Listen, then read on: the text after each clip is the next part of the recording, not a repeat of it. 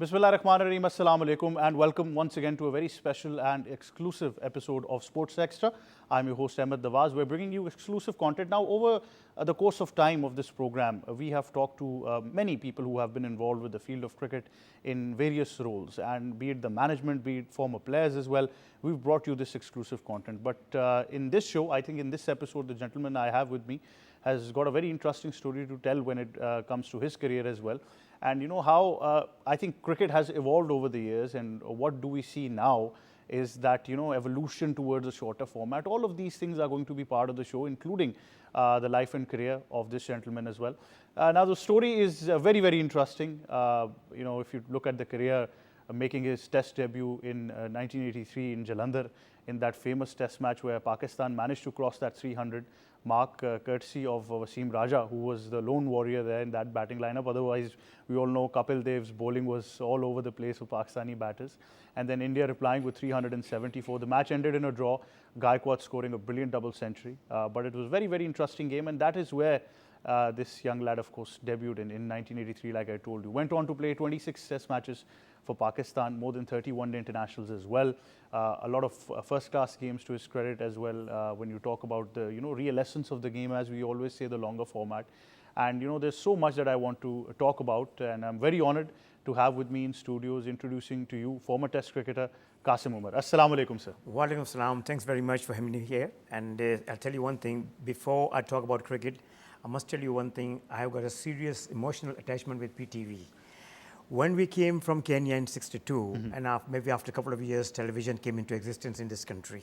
And since the age of 14, I've been coming to PTV, and so many games are televised. And I'll tell you one thing, look, I've got a great respect for CNN, Al Jazeera, and Sky, but this PTV organization has got a special place in my heart.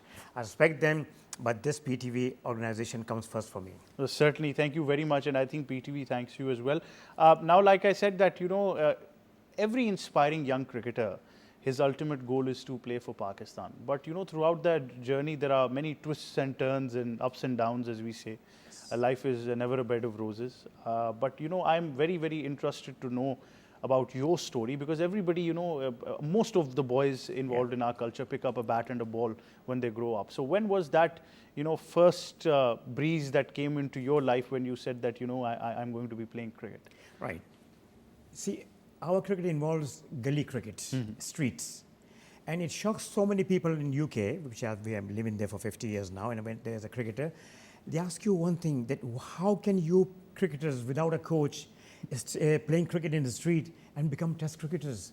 So I said, I don't know, this is part of our culture. Right. The other thing is simply, when I was playing in the street, after a few years, somebody said to me, look, quite a few people actually told me, look, now you look very good, leave gully cricket and join a proper club. I joined the proper club, and hard work was there, respecting the seniors and doing all the hard work. I always say to youngsters that when you're playing cricket, remember one thing, first of all, keep your conscience very, very clear. And remember one thing, when you want to play for your country, don't make it a self-interest, that I'm going to make money and live a lifestyle of a king. First, it should be your country. And when you are with your teammates, remember, when they score, when they perform, never get disheartened. In fact, you should learn from them, even when you failed. And the other thing is hard work, total dedication required. My story is simple. After 10 years of hard work in first-class cricket, so many games I played, and I've always used to perform, and I must say openly, I'm not scared of anyone. Discrimination, hatred, or anything, because I was a Karachi cricketer, are always ignored. When you're performing well, and the person who hasn't performed better than me, he used to be drafted into a 3-day match. At that time, there used to be 3-day games. Now it's not, because of the schedule is so high. Absolutely. And they cannot give you. So odd times I do play. And after my last season, for some reason, a friend of mine said, look, give it a go. And I broke the national record. I'm the first cricketer to cross 1,000 in first-class cricket. This is an incredible record, because not even Hanif Mohammad Saab, Zahir Abbas Saab, Jawed Miandar Saab, all those top cricketers, big names and present, they couldn't achieve that. Allah gave them that opportunity. When I scored, broke the record, it was a Southern Hemisphere's record as well. And I'm the only cricketer who came into his country's team after breaking the record. Even Virat Kohli or Javimir, that record, it's interesting and it's an honor, as it stands. But I think what's more interesting, and I want you to highlight that, right now, a lot of bowlers have said this as well, that cricket has become very batters friendly. But if you remember those times, once you even got that record as well, it used to be a nightmare for batters in those kind of conditions. Really, because you would play in any condition, there were never used to be covers on the wickets. And the other thing is, the pitches were mainly made for the bowlers as well, either fast bowler or a spin bowler, mainly spin bowlers. So Alhamdulillah, to achieve that record was no question mark in front of me. Straight away, I went to the Pakistan cricket team. But before I entered, Imran Khan, with his arrogancy, I don't recognize first-class cricket of Pakistan, domestic cricket I don't recognize. Who are you to not to recognize? A lot of focus on the international cricket that they thought was more popular. Okay. And in the Habalam even said, taking him to Australia was going to be a waste of money for this country. That is a total disastrous and discouragement for any cricketer. But I went there, performed well, and Australians used to call me local lad. And used to say, honestly, they openly say, "Oh, local lad." And the other thing, they used to say, "Welcome home," which made so many people jealous anyway. So I always say to And that's very unlikely of Australians, because we understand the culture over there and the competitiveness of sports. So that's very unlikely for Australians. When I was 96 not out at Adelaide, one Australian came and said to me that when you were in your 90s, when I scored 100, he said, "You are the only cricketer, overseas cricketer, when you were in your 90s, I was praying for you to score 100. Otherwise, I hate anyone scoring 100 against Australia." But it was my friendly attitude. The test cricket didn't get into my head. I didn't become big-headed. I was saying that, look, cricket, you're not going to be there forever. Enjoy yourself. And because of my jolly attitude and the way I played with courage, it calmed down the situation against Australians as well, and they started to love me. But everybody would want to know about that, because as a batter, there are a million things going into your mind.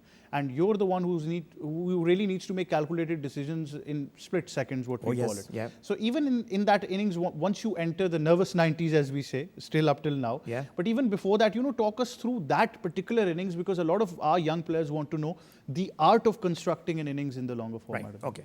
First of all, if you notice one thing, club cricketer, test cricketer, first-class cricketer, and a test cricketer, they're three different things, right? You've got to prove yourself a test cricketer. That's the ultimate goal is.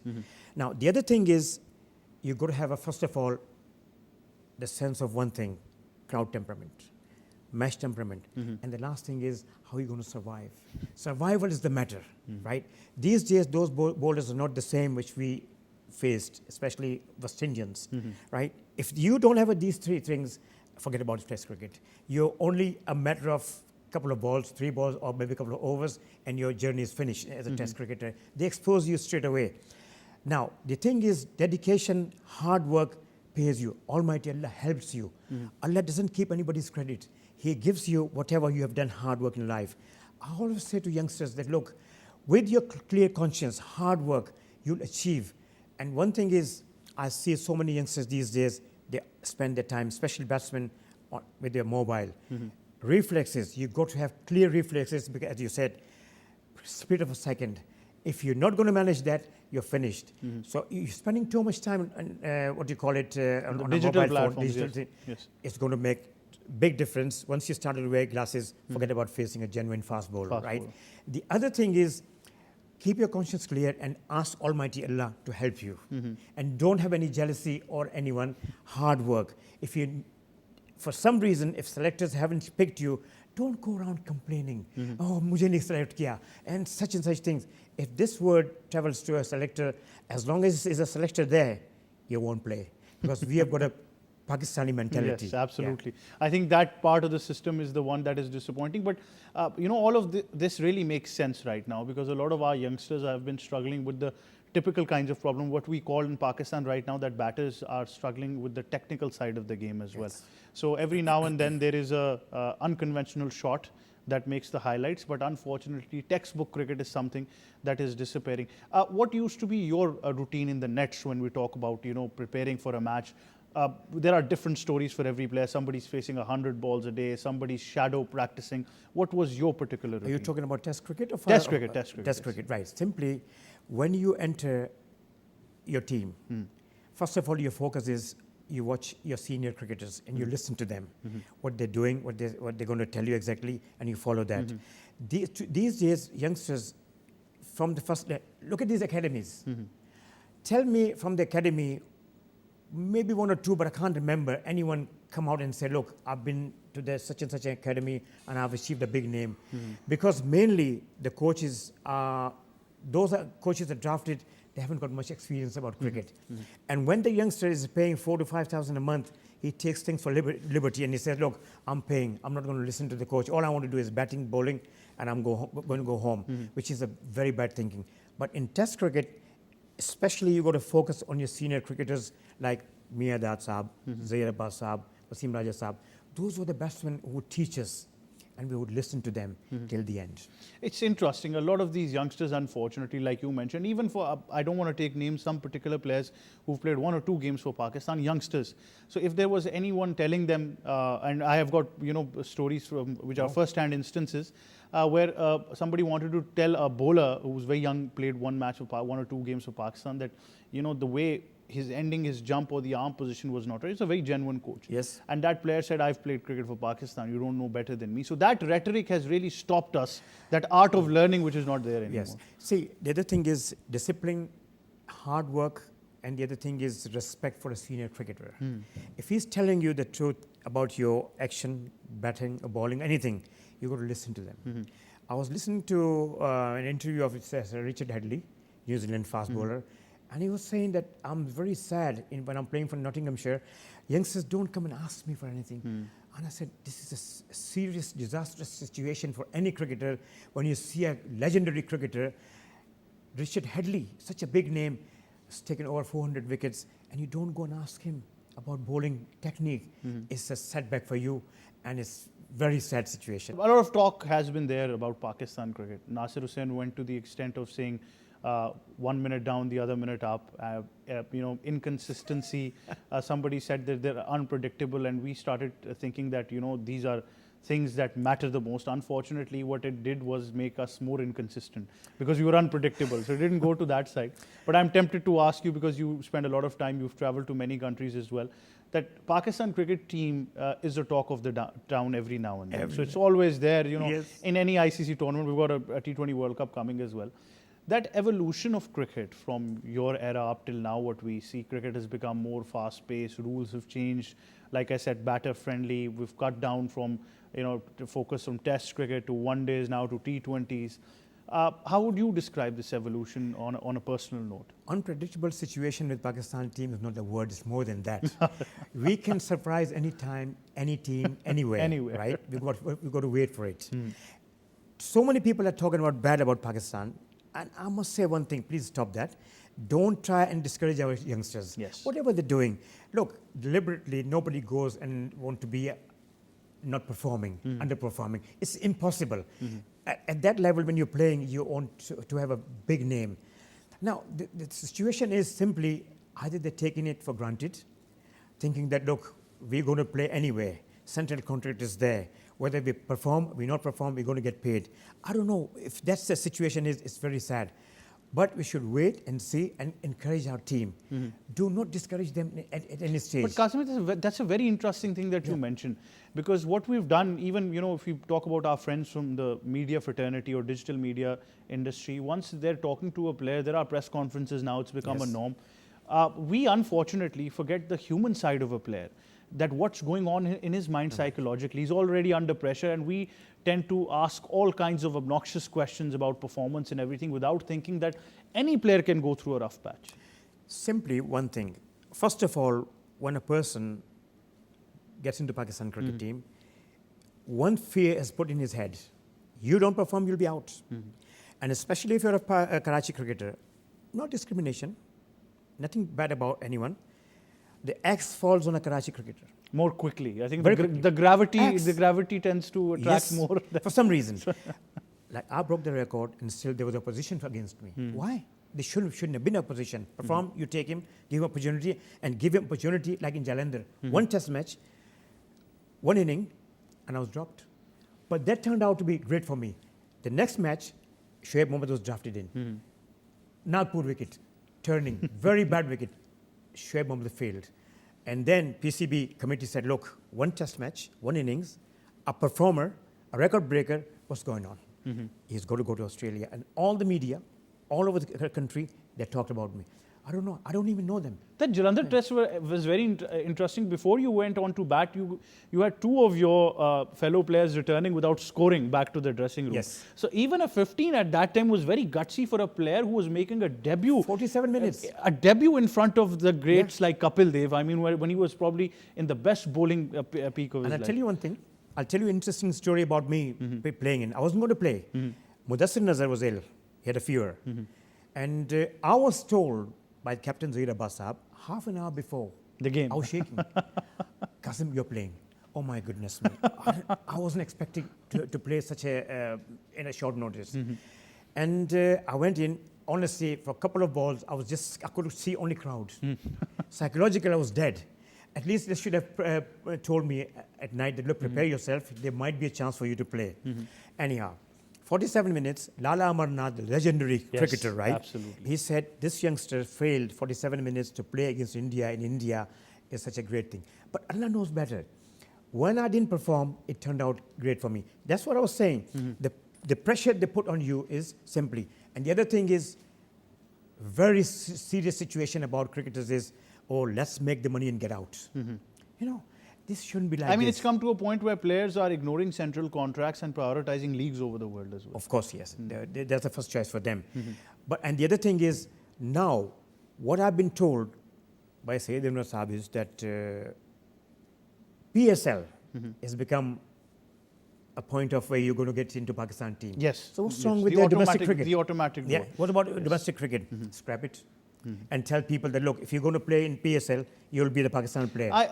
It's very interesting that you mentioned this. Just a while back, I've done a couple of shows. I've done the majority of shows on the ignorance that is being given to domestic cricket. And that's where I say this to all my viewers as well, that once you're playing a couple of games of the Pakistan Super League and you're immediately drafted into the side without playing any first-class games or without a number of games that you've played on the domestic circuit. There are two prime tournaments right now, if we can talk about the National T20 Cup, the Kaj Azam Trophy, which is a first class, or even the National One Day Cup. Yes. Any player playing for 4 to 5 years there who is not part of the PSL would eventually, I think, throw his bat and burn his kit bag, saying that, I'm not going to come into the Pakistan team.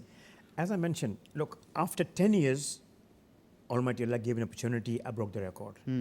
I was in India in 92 with Tablighi Jamaat.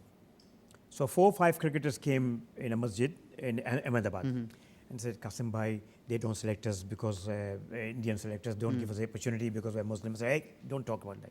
That's totally discriminating against anyone.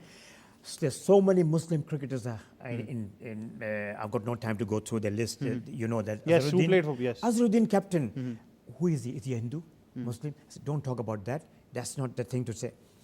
I broke the record. Okay, everybody is not going to break the record, but at least you're going to perform worthwhile where you can say, claim your stake and say, look to the selectors, look, I performed well. Please give me the opportunity. I've given my 110%. Yes, that's it. I've done that. Record breaking is something extraordinary. It doesn't happen with anyone. Allah gave me the opportunity. So that's the fear we have now, that if you're going to come into Pakistan cricket team, perform or you will be out, especially from Karachi. And the other thing is, look, those who got 70, 80 test matches under their belts, they are ordinary. And a person who's played only 26 test matches is a chief selector. That's a downside, totally disastrous for our cricket. What kind of respect is he going to hold? He won't hold inside. Now, if I was there in front of Muhammad Yusuf Saab and those who are there, I would have resigned. I would have said, no, if this guy is co-selector before me who's played better cricket than him, more cricket than him, okay, it's up to the board decision. I respect that, but it shouldn't be like that.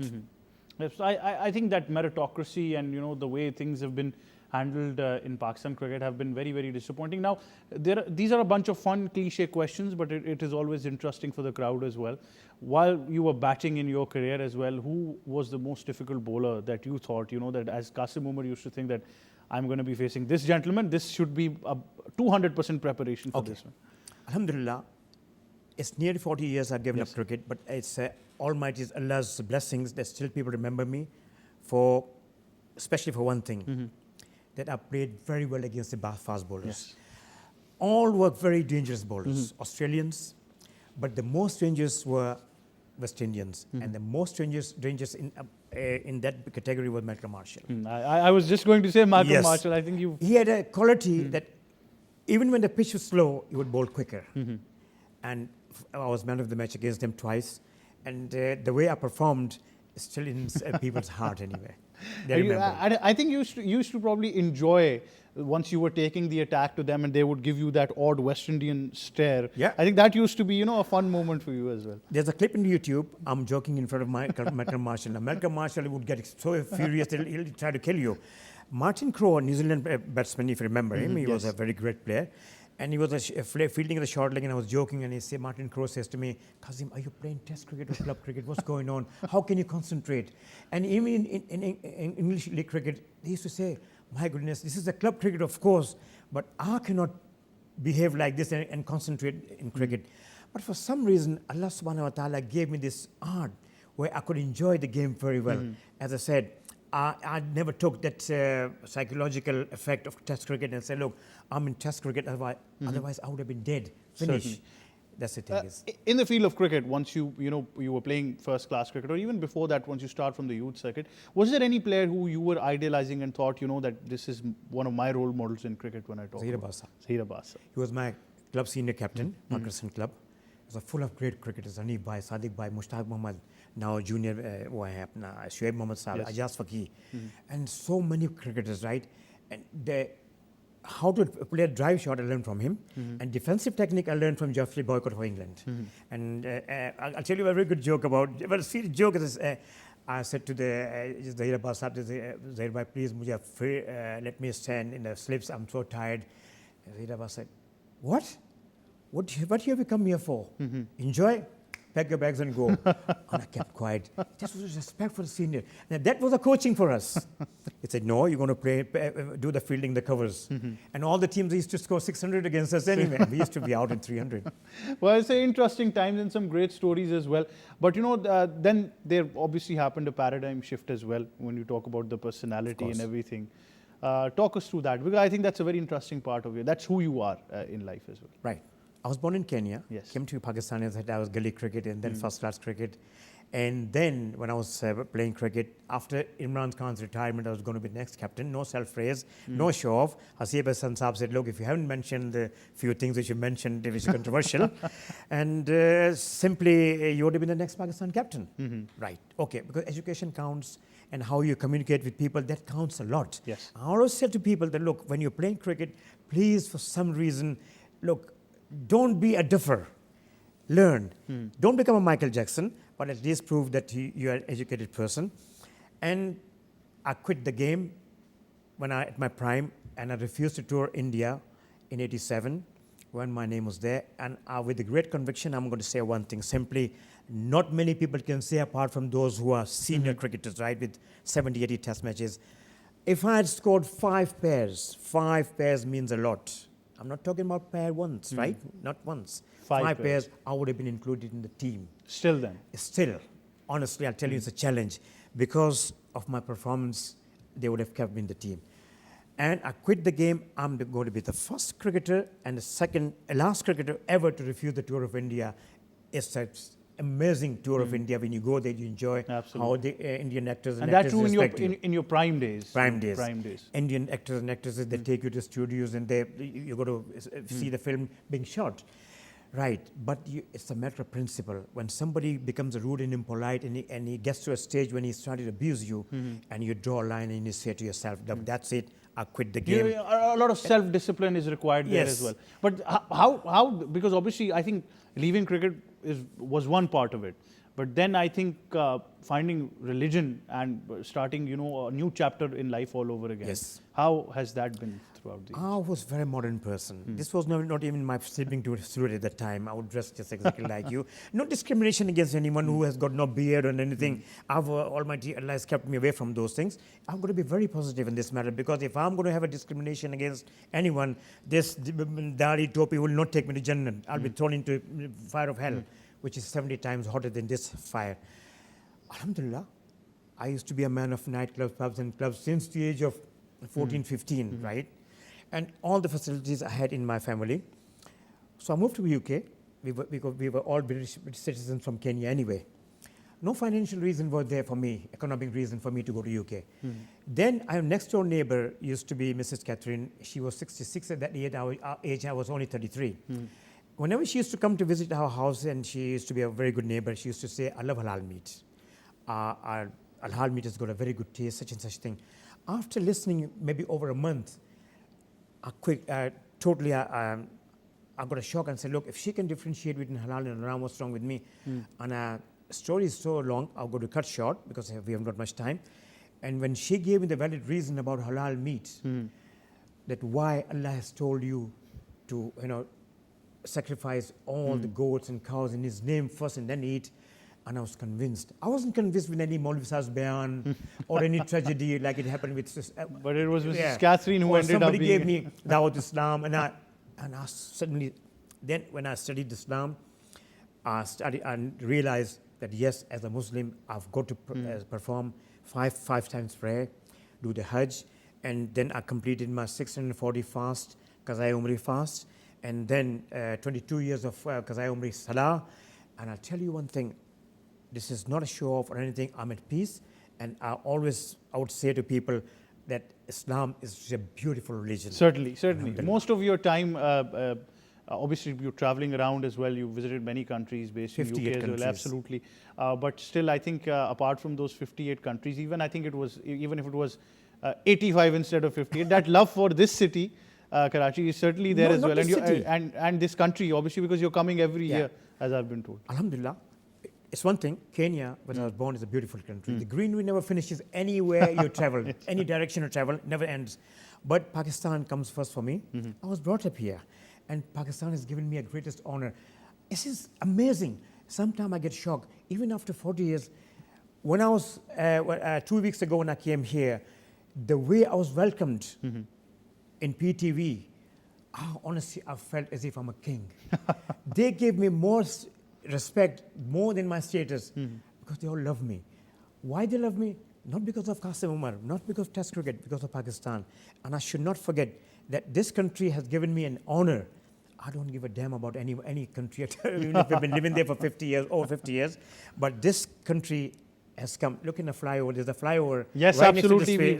We heard about it. Yes. And I'm the first cricketer whose name has been given to a structure on a flyover. Coincidence. Look at what is it? Right next to the cricket stadium. And Mayor Mustafa Kamal Saab honored me, and people asked him why he hasn't performed so much for his name to go on a flyover. He said no, for two reasons. He used to speak the truth, and he used to play with courage. But it's up to Allah. Allah has put in his head.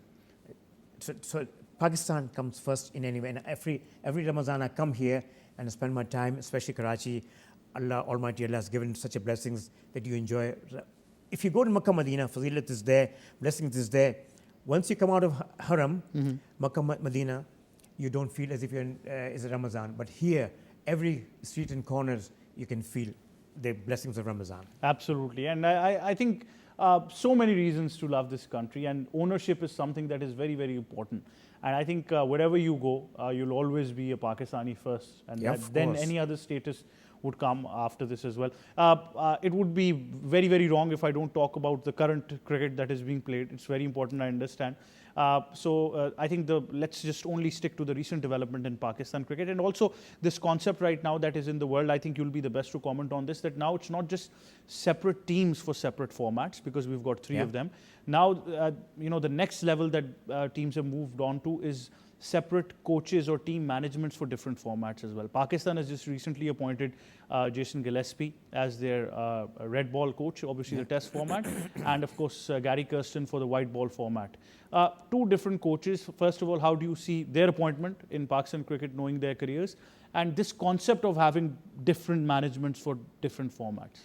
Well, simply one thing I must say, that first of all, I never go against the decision of the cricket board. Certainly. I haven't played much cricket.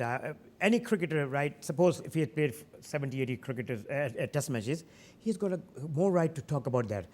I'm going to respect that decision, but whatever I've been watching for a long, long time, years ago, if you can remember, they drafted Sir Geoffrey Boycott. Now, Sir Geoffrey Boycott, they gave him 60 lakh rupees at that time a month. Was an enormous amount of money, right? Then, yes. It has gone total to waste. Half the cricketers, especially those who are not educated, with due respect, I don't hate them or something, they won't even understand his accent. A Yorkshire accent, even an English person would have trouble picking that right? up. A white coach, especially from a different country, hasn't worked out as far as I'm concerned. And since that day, have you seen any change? Have we won any World Cup? We've been failure. We're going down, and honestly, I'll tell you one thing, is thinking more and more. I totally disagree. Why not our coaches? Any person who's played 70 test matches, any person who's scored 10,000 runs. Yes, if you say, don't bring old cricketers now, they've got no time now. They're physically, they're also down. But I disagree. But I wouldn't say, look, the board is done wrong. I'm not happy. I understand. But Qasim, this concept of a player's transformation into Yes. a coach is very important to understand. For long, there has been another argument in what you mentioned as well, that we have picked former players or players who have just retired, immediately brought them as coach or as a manager in any part of management. But then people have said that you need to also gauge the experience they have as a coach, not as a player. So how should that transformation be for a player to a coach and vice versa? That's not going to make no difference. If the guy has given his time, are you talking about 70 test matches? Absolutely, about most of his life to cricket. Honestly, I'll tell you one thing. When I got to 26 test matches, I'll tell you one thing. I still say to myself, how did I manage that? Now, 70 test matches is a huge record, extraordinary record. To say that he can't come and coach you because he's got no management quality, what more quality do you need from a person who's already played 70 He is a test cricketer. matches? Well, what are you going to do? Make him wait 5 more years? What's he going to watch television? Play gully cricket or something? That's whoever's mentioned that. I don't know. I think maybe he doesn't know about cricket. 70 test matches, 10,000 runs in test matches. And that too, good. given the limited amount of test cricket that Pakistan plays. But there's one setback is here, what I've been told. This management or other management, it has become a family concern. Nepotism, favoring a relative, which is dangerous. The other thing is, when you've been given such a responsibility, have you performed justice? Almighty Allah wants us from justice in all aspects of life. Look, if anybody is going to get injustice, act of injustice from you, he's going to curse that team. The team is going to underperform. Two interesting things where I give credit, I think, to the newly appointed chairman of the Pakistan Cricket Board, Mr. Naqvi. Two of the immediate things that he said, in his first interaction. One was he said that, like you mentioned, that there has been lack of merit throughout the years. He said that meritocracy is going to be the hallmark, first of all. And second important thing, which I think is very sacred to Pakistan, which has been talked about since I've grown up watching cricket, is pitches in Pakistan. I have to ask you, because you've got that international experience, what's the right way forward for the pitches? One regime comes in, they say, we're going to have drop-in wickets. The other comes in, says, no, drop-in wickets aren't going to work. We're going to make these kinds of tracks. Unfortunately, we've not been able to make pitches at home that suit us as well. So we've even destroyed that advantage. The answer is simple. Look, if the management has failed over the years to prepare proper pitches, which is going to groom, enhance our ability to perform better in international cricket, right? And this question would be more suitable for those who have spent time more than me there. If I'm going to tell you with my experience, it's going to be a total failure. I'm going to be honest. Whatever I know, I'm going to tell you. If I don't know, I'll raise my hands up and say, look, sorry, I don't know about this. The senior cricketers who have been spending all that time, where they are, why they haven't managed to create such a proper pitches for us. I'm not the right person And to say. and I think what's necessary is that you talk to the curators.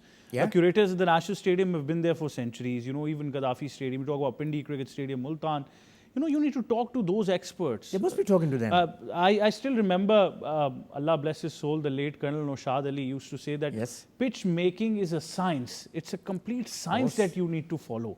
You know, from the quantity of the soil to the type and everything that's going. So I think, like Qasim bhai mentioned, that expertise is something that is needed in this field. You can't just come overnight and say, I want this kind of pitch and it'll help We even Pakistan tried to import soil Yes, we did. from absolutely. Australia. Yes. Right?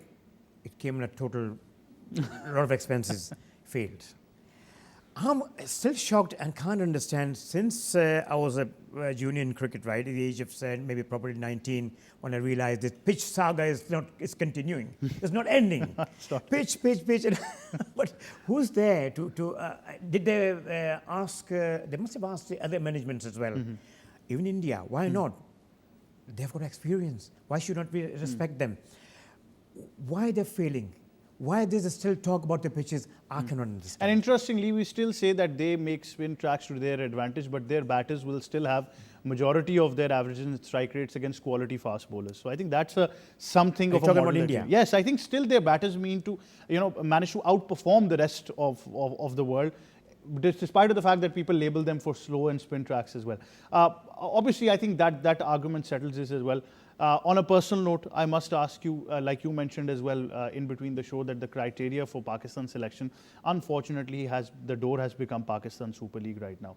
But do you think that there still should be, when we talk about only Test cricket, let's just focus particularly on Test cricket and one days if we can, that there needs to be a minimum criteria of first-class matches that you've played before you get drafted into the team? And this is something that I personally believe in. I don't think it's a question for the system, but I personally want to know your expertise. I'm asking you this personally because when I get to research about certain players from around the world, they'll have a solid amount of number of first-class games that we've played. Unfortunately, our players don't have that. If somebody has not played even a single first-class game and they've debuted for Pakistan, they won't even after that try to go back to the domestic circuit and increase that capacity. Right. It's a real setback for our country is that in my time, you can't even imagine that you're going to play one or two first-class matches and you'll be in Pakistan cricket team. In my area, and the team which I joined was just a nightmare. You couldn't even think that you'll be the part of that team. The greatest have played for that team, for that era, yes. To be in the team, Yes. you could not even imagine. And I'll tell you one thing, I took the place of the great Asian bredman, Zaid Abbas Saab, number 3. And I said to myself, if I'm not going to perform even 50%, people will say, "Kisne kamme ko le liya." Look at this idiot. He's playing in he's taking a place of a great player. Right. Now, our first-class cricket is empty. Right? Nobody comes and watches the first-class I think we're cricket. stuck between departments, no departments, departments, Yeah. no departments. You can't get away That from was thinking of Imran Khan Saab, and which backfired. backfired The totally. system Right. backfired, Okay. yes. It's been put in somebody's head now that if you don't have to play first-class cricket, you just play PSL, perform, and you're going to be a person who's going to, if you perform in first 2 games, you play for Test team as well. Why? I cannot understand that.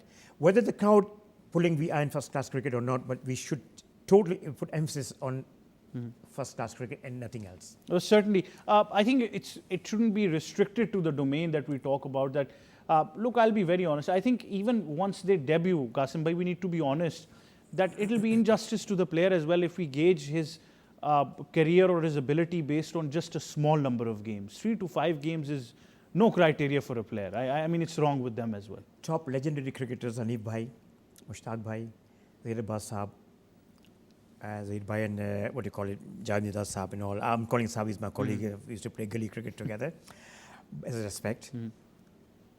Those big names couldn't even think that they're going to be in team, Pakistan cricket team, with few games. They played maybe 50, 60 games. Even then, they were struggling to come into Pakistan cricket team. Can you imagine? That was the standard of cricket. The last thing is, we don't know how to pick the team. Cricketers, and the other thing is, real setback is, we don't know how to groom. Encouragement. We don't give them any encouragement. Simply, that's why we're falling behind. And that's where I think the players are underconfident. Like you mentioned, the biggest problem is the insecurity any player has in the team as well. I've come into the team. If I'm not going to perform, I'll be kicked out. Why? If I was a selector, I would say, look, I've picked this team. Now I'm going to give you two, simple liberty. If you think I've done injustice with you, come and sit with me, explain to me, prove it, and I'll move to change the team. But I think for that, you also need to be ready to make amends as well. That is also important. That you're not just listening to them, but then you accept that, I need to make amends. And I would go and ask all the players and say, look, you don't have to say Salaam Alaikum to me because I'm a selector.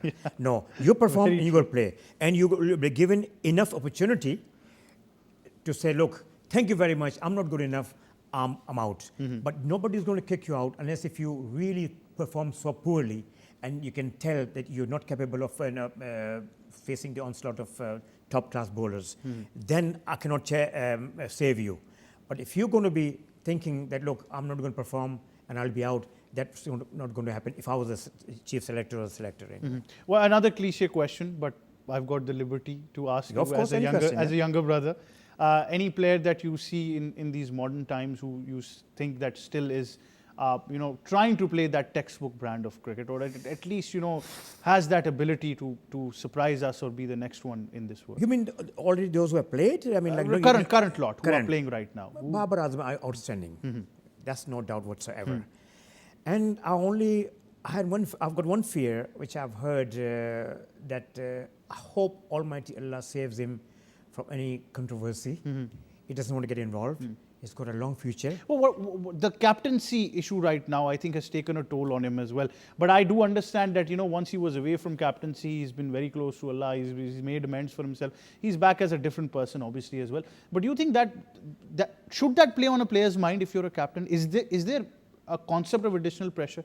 Of course, every time is a pressure, right? Everything is a pressure when you're playing international cricket, right?